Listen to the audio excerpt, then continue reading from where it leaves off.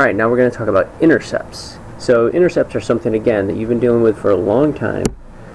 This is on your packet, so you don't need to write it down, but what are intercepts? They are solution points. So remember we talked about solutions and what that means, at which the x or y value is 0. So when we're talking about the equation or the function, that's what we mean. Specifically, the x-intercept is the solution point of the form a comma 0, where a is some real number, and then the y value is 0. So how do we find an x-intercept? We set y equal to 0. Why do we do that? We do that because an x-intercept is of the form a comma 0. What do we look for on a graph? Well, an x-intercept is a point at which the graph touches the x-axis. It can cross the x-axis there, but it does not have to. As long as it touches the x-axis, that is going to be an x-intercept. Y-intercept, very similar. So this is a solution point of the equation of the form 0 comma b. So notice now that the x value is 0 and b, which is the y value, is some real number. That real number, keep in mind, could also be 0. So you can have the point 0, 0, that would be an x and y intercept. How do we find y-intercepts? We set x equal to 0. Why do we do that? We do that because a y-intercept is of the form 0 comma b. What do we look for on the actual graph? We're looking for a point at which the graph touches the y-axis. Again, it does not necessarily have to cross the y-axis. As long as it just touches the y-axis, that is considered a y-intercept. Okay, so what are the two other words or phrases that are the same thing as x-intercepts? So remember, x-intercepts, these come up a lot. Yeah, we deal with y-intercepts as well, and they are important. But x-intercepts, this is kind of the meat of a lot of algebra. In fact, it deals with the fundamental theorem of algebra, which we'll talk about later in the year. But there are two other pretty common words that we use that are also x-intercepts. So can you think of what those are?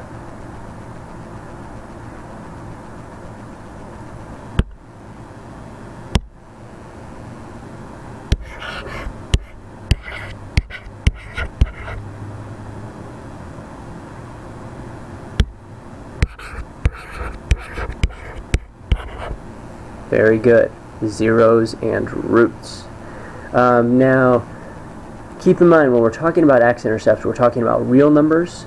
If we're specifically talking about zeros or roots, they do not have to be real numbers. But all x-intercepts are also zeros and roots.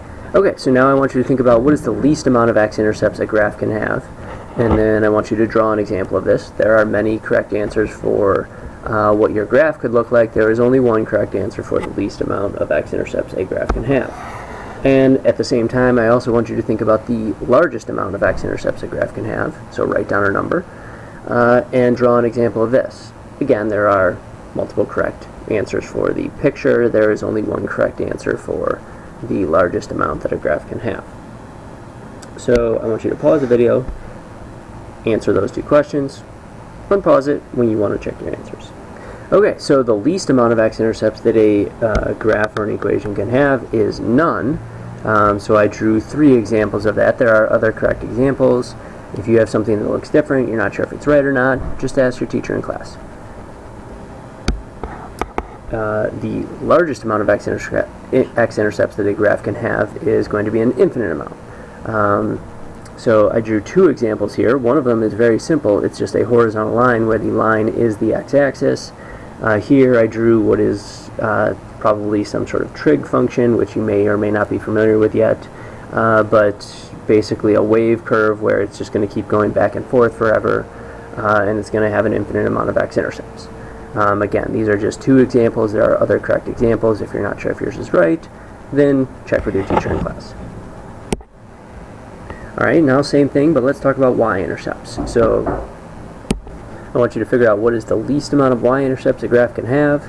Draw an example of this. Again, there's many correct answers for the graph, not for the number. And then what is the largest amount of y-intercepts a graph can have? Again, draw an example of this. Pause the video, do this, unpause when you want to check your work. Okay, so here the answers are the same as x-intercepts, actually. The least amount is none. So if we have a vertical line, that vertical line is not the y-axis, then it will not have any y-intercepts. Or we could have some sort of sideways parabola or a lot of other graphs. So again, if you drew something different, you can check with your teacher in class if you're not sure if it's correct or not, but the least amount of y-intercepts that can exist in a graph or a curve is none. The largest amount that can exist would be infinite. So again, similar to the x-intercepts, if we have a vertical line now, and that vertical line is the y-axis, we will have an infinite amount of y-intercepts. Or this is just some other sort of curve where, again, you're just going to keep having an infinite amount of y-intercepts. Okay, so now moving on to finding x and y-intercepts. So given the equation y equals x squared minus 2x minus 3, I want you to find both the x and the y-intercepts, assuming they exist. If they do not, then write none, for this equation. You have many techniques on how to do this in the note packets, and at the beginning of this video we talked about what you should do first to find the x-intercept, or what you should do first to find the y-intercept. So I want you to try to use your knowledge to find these. If you get stuck, or if you're not sure, or when you're ready to check your answer, unpause the video. So now pause the video, find the x and y-intercepts, unpause when you're ready to check. Okay, so we should end up with two x-intercepts. The x-intercepts are 3, 0, and negative 1, 0, and one y-intercept. The y-intercept is 0, negative 3. So if you're confused on how we got that, well, for the x-intercepts, remember we plug in 0 for y, and then solve for x. So if I plug in 0 for y, then this quadratic equation factors into x minus 3 times x plus 1. Set each factor equal to 0, so I get x equals 3 and x equals negative 1. For the y-intercept, plug in 0 for x. When I do that, everything goes away except for negative 3, so I know y equals negative 3. That is my y-intercept. Okay, and then next we're going to look at, well, how can we find x and y-intercepts using our calculator, perhaps, to help us out. So, we still plug in 0 for x or plug in 0 for y, depending on which one we're finding. That does not change at all. But sometimes, especially for the x-intercepts, y-intercepts are usually pretty easy if it's a function. I can see without doing any work, if I plug in 0 for x, I'm going to be left with negative 9. So without doing any work, I know my y-intercept is 0, negative 9. But the x-intercepts, it's not always factorable, or maybe we can't see how to factor it. So sometimes we need to solve without or with our calculator, I should say. So what can we do? Well, first we're going to take out our calculator, and we are going to plug our equation into our calculator. So for y1, I'm going to make this 8x cubed plus 26x squared plus 3x, and then minus 9. We will do zoom, and we're going to do zoom 6, which is zoom standard. So a lot of times if you are having issues graphing things on your calculator, a big thing is that the window might be changed. So the easiest way to reset your window is to do zoom 6, which is zoom standard. Okay, so I can see my graph over here. I can see I have 3, or what looks like 3 x-intercepts. I know my y-intercept is down there at negative 9. Now, a couple of ways in which we could find the y-intercept had we not done it algebraically. Well, one is in our calculator, if I do second trace, and then the first choice is value. So I can put in a value for x. If I plug in 0 and hit enter, it gives me the y value of negative 9. So I know my y-intercept is the point 0, negative 9. Another way I could do this is with the table. So there's a couple things I want to show you with the table. If you do second window, that's table set. And for the independent variable, which in this case is x, you have two choices. You have auto and you have ask. Now most of you are probably used to seeing your table when it's on auto. So if I go to the table, now this is what we're used to seeing, where we can just scroll up or scroll down, and we can see different y values for different x values, and I can see when x is 0, y is negative 9. But let's go back to the table set, and if I change the independent variable to ask,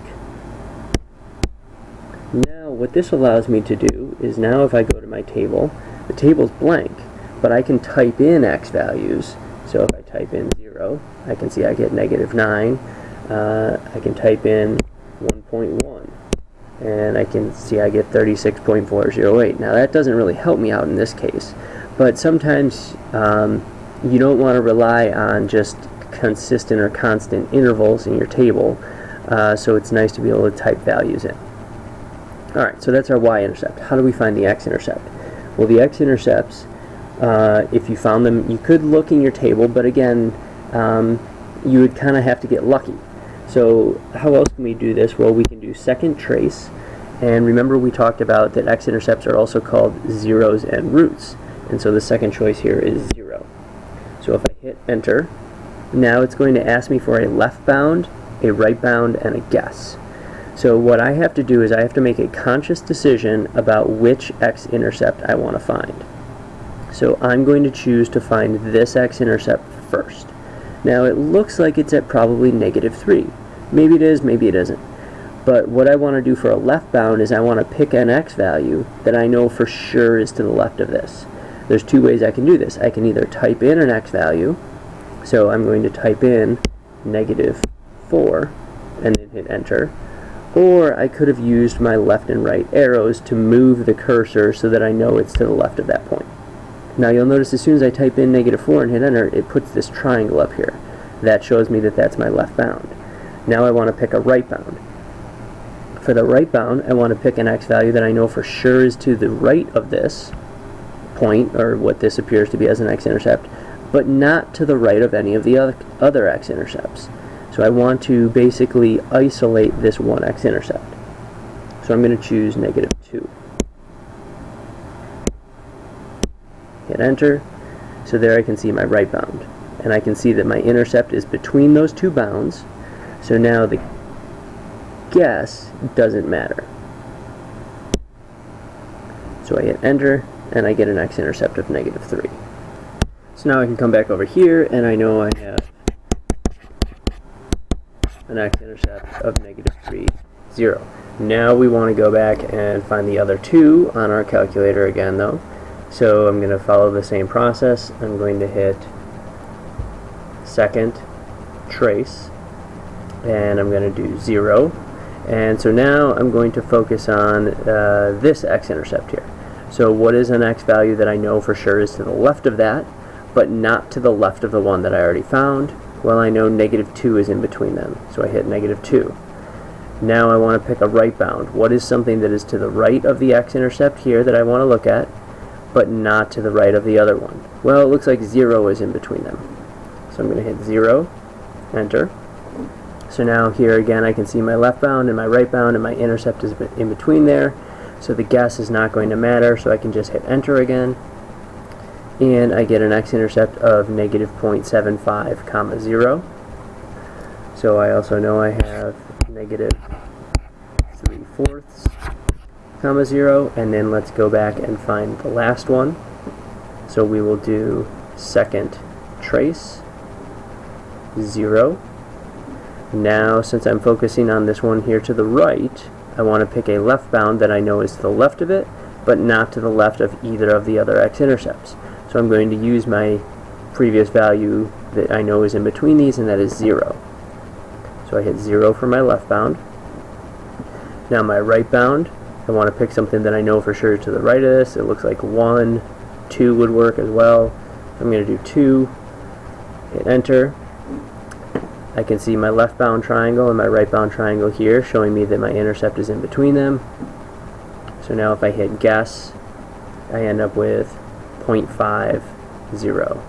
So we know that our other x-intercept, or the third x-intercept, is at 1/2, 0. Okay, so that's finding intercepts.